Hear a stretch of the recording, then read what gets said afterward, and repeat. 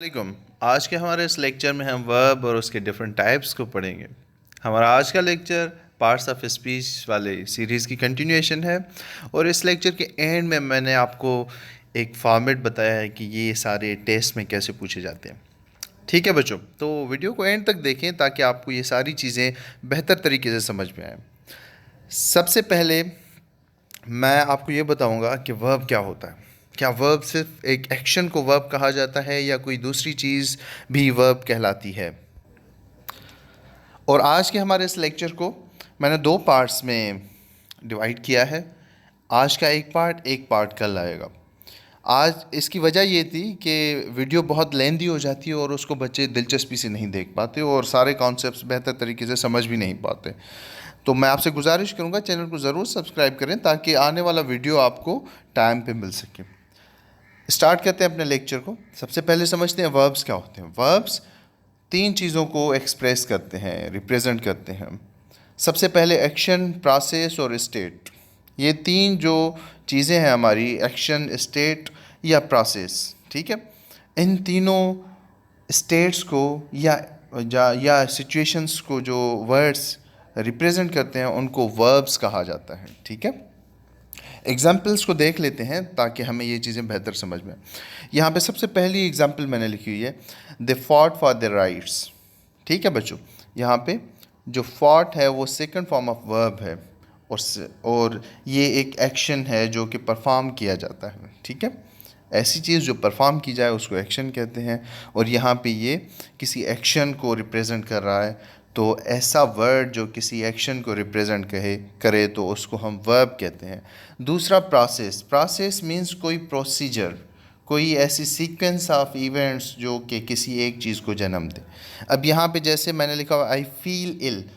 अब फील जो है वो कोई एक्शन नहीं है जो मैं परफॉर्म कर रहा हूँ, वो एक प्रोसेस है जो मेरे अंदर हो रहा है। तो ऐसे प्रोसेसेस को भी वर्ब कहा जाता है। और इसी तरह से कुछ ऐसी स्टेट्स होती हैं किसी भी चीज़ की, किसी इंसान की, किसी जानवर की भी स्टेट्स होती हैं और कुछ स्टेट्स को भी वर्ब कहा जाता है। जैसे यहाँ पे मैंने कुछ स्टेटिव वर्ब्स लिखे हुए हैं। ये स्टेटिव वर्ब्स वो वर्ब्स हैं जो कि बताते हैं किसी भी चीज़ की स्टेट।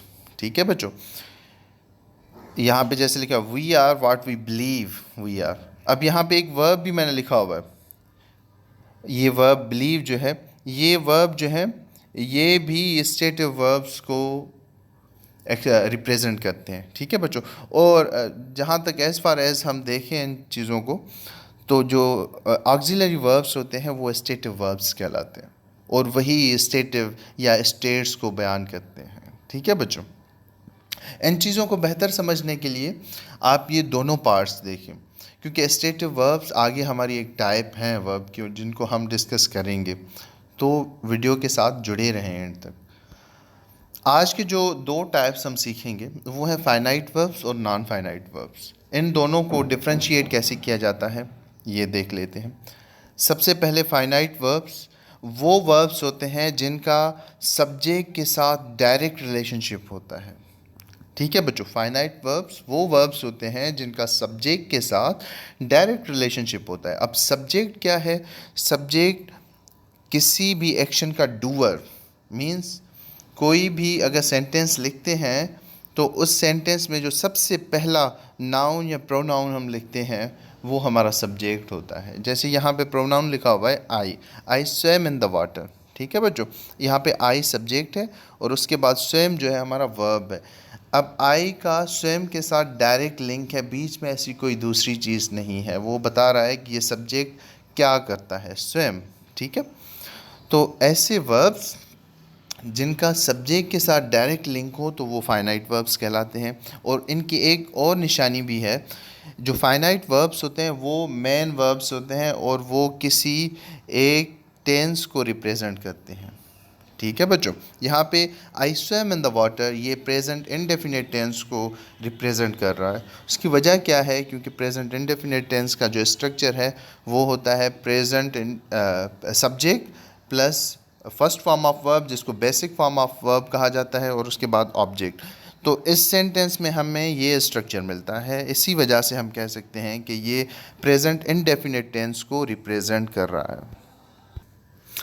मैं उम्मीद करता हूँ कि ये चीज़ें आपको समझ में आ रही होंगी। अगर आपको वीडियोस या ये कॉन्सेप्ट्स बेहतर तरीके से समझ में आते हैं और आपको पसंद भी आते हैं तो वीडियो को ज़रूर लाइक किया करें। इससे मुझे अप्रिसिएशन मिलती है और मैं बड़े दिलो जान से अगले वीडियोस बनाता हूँ। ठीक है बच्चों, अगर आपको कोई कन्फ्यूजन है तो वो कमेंट बॉक्स में मुझसे पूछ सकते हैं। आप मुझसे कांटेक्ट करना चाहते हैं किसी भी क्वेरी की वजह से तो आप डिस्क्रिप्शन बॉक्स में मेरा नंबर गिवन होता है, या फेसबुक का लिंक भी मैं आजकल अपने डिस्क्रिप्शन बॉक्स में लिख रहा हूँ, तो वहाँ पे आप मुझसे कांटेक्ट कर सकते हैं।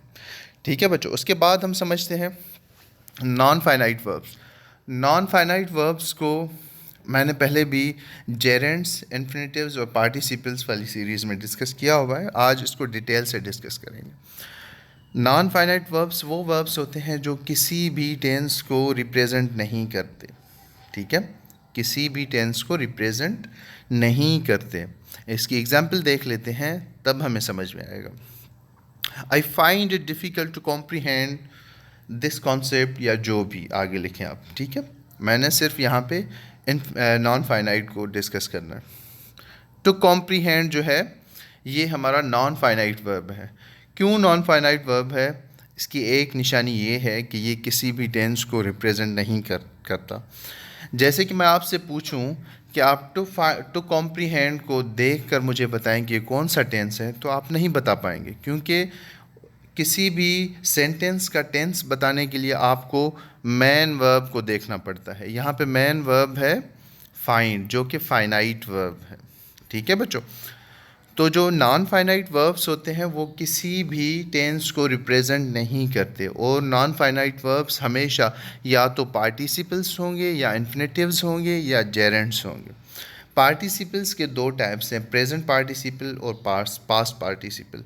प्रेजेंट पार्टिसिपल जो है वो आईएनजी फॉर्म ऑफ वर्ब होता है, जिसको हम जेरेंट भी कहते हैं। ठीक है बच्चों, और past participles second and third form of verb, और इन्फिनिटिव्स फर्स्ट फॉर्म ऑफ वर्ब के साथ टू लगाते हैं। जैसे यहाँ पे टू कॉम्प्रीहेंड लिखा हुआ है तो ये इन्फिनिटिव है, और इन्फिनिटिव्स को नॉन फाइनाइट वर्ब्स भी कहा जाता है। और इसी तरह से जेरेंट्स जो होते हैं उनको भी नॉन फाइनाइट वर्ब्स कहा जाता है। लास्ट में मैंने एक टेस्ट रखा है जिसको आप देखेंगे तो आपको बेहतर समझ में आएगा। अगर आपको फिर भी पार्टिसिपल्स, इन्फिनिटिव्स एंड जेरेंट्स में कन्फ्यूजन है तो आप इनकी एक वीडियो लेक्चर्स पढ़े हुए सीरीज़ बनी हुई है, आप वहाँ पे जाके देख सकते हैं। यहाँ पे एक टेस्ट फॉर्मेट है कि ये टेस्ट में कैसे आते हैं। टेस्ट में इस तरह से आएंगे, दे लव प्लेइंग एट नाइट। ठीक है, अब यहाँ पे कोई वर्ड अंडरलाइंड होगा, यहाँ पे जैसे प्लेइंग को अंडरलाइन किया हुआ है। अब आपसे पूछा जाएगा कि इन चार ऑप्शन में से आपको क्या लगता है कि प्लेइंग क्या है ग्रामर में। ठीक है, 2 सेकंड का टाइम है, आप इसको सोच लें पहले। उम्मीद करता हूँ आपको ये चीज़ें समझ में आ गई होंगी और आपने सही ऑप्शन चूज़ कर लिया है। अगर आपने सही ऑप्शन चूज़ किया है तो उसको कमेंट बॉक्स में लिखें ताकि मैं उसको असेस कर सकूँ। ठीक है, मैंने आपको बताया कि जो आईएनजी फॉर्म ऑफ वर्ब और प्लस में जिसका डायरेक्ट लिंक सब्जेक्ट के साथ ना हो तो वो नॉन फाइनाइट वर्ब्स होते हैं। तो पहले क्वेश्चन का आंसर है नॉन फाइनाइट वर्ब, और इसी तरह से फिर सेकंड, इसको आप सॉल्व करें। अगर आपको आंसर आता है तो आप कमेंट बॉक्स में लिखें ताकि मैं आपको असेस करके बताऊं। ही एडवाइजेस हिम टू वर्क। अब यहाँ पे एडवाइस क्या है इन चार ऑप्शंस में से? ठीक है, मैं बता देता हूँ। यहाँ पे जो एडवाइस है वो डायरेक्ट कनेक्शन रखता है सब्जेक्ट के साथ। ठीक है, और मेन वर्ब है सेंटेंस का, प्लस में हमें टेंस भी बता रहा है कि ये कौन सा टेंस है, और ये फीचर्स होती हैं फाइनाइट वर्ब की।